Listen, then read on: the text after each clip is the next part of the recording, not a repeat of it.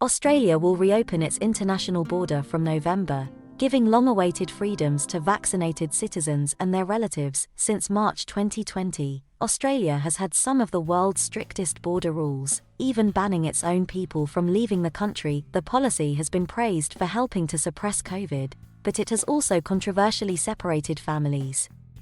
It's time to give Australians their lives back, PM Scott Morrison said. People would be eligible to travel when their state's vaccination rate hit 80%. Mr. Morrison told a press briefing on Friday, travel would not immediately be open to foreigners, but the government said it was working towards welcoming tourists back to our shores. Amy Hayes, who lives in the English town of Reading, Berkshire, and has not been back to Queensland in nearly 3 years, said it was encouraging to see things moving in the right direction. Ian Jasper, who lived for many years in Australia before returning to England, is hoping to travel to Perth, Australia, in December to see 3 of his children, 9 grandchildren and 4 great-grandchildren. He said he hoped to spend 3 months in Australia to celebrate Christmas and attend his granddaughter's wedding in February. Henry Aldridge is also excited to fly back to the UK for Christmas to see his parents and 5 siblings in London. His partner Shauna, a nurse from Ireland who lives with him in Sydney, nearly broke down when they heard the news. He said as the lockdowns were extended and the country recorded more and more cases, the travel ban started to feel a bit absurd.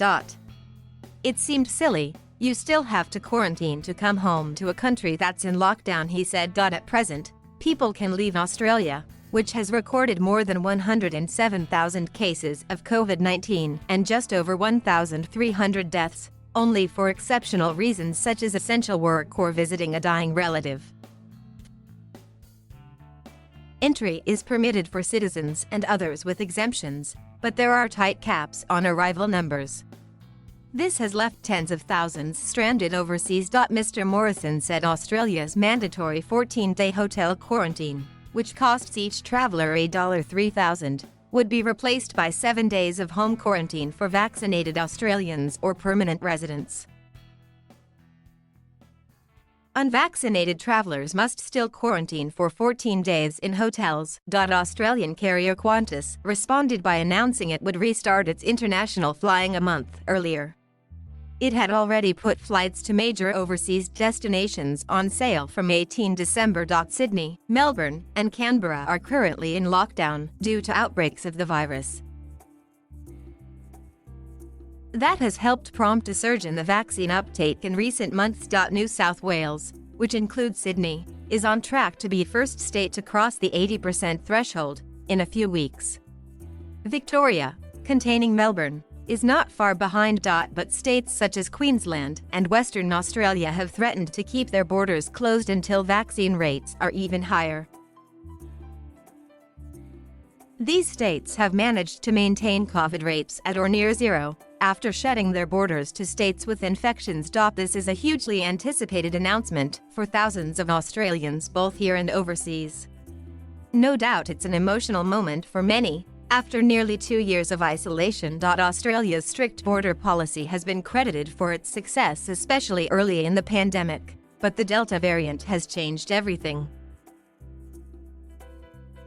Western Australia and Queensland are still going for an elimination policy, meaning they have been quickest to close their borders to other parts of Australia. It's a very different picture in NSW, the most populous state, where the policy has changed from elimination to vaccination. All of that is going to make the practicalities of reopening international borders quite tricky. Airlines have already said they're not ready for the ramping up of services this reopening will require.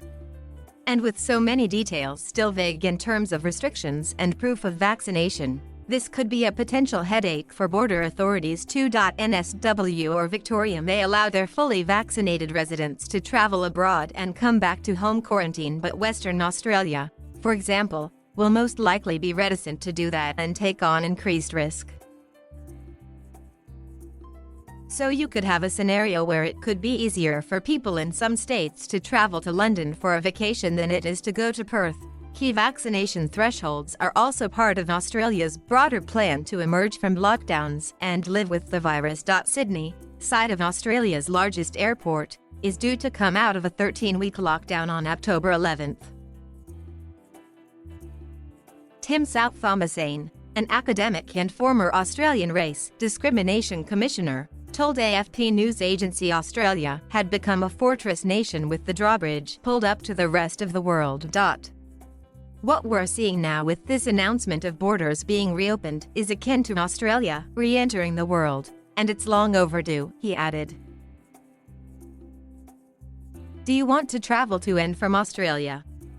Have you been trying to do so for some time? Get in touch using the form below. Thank you for watching. Please subscribe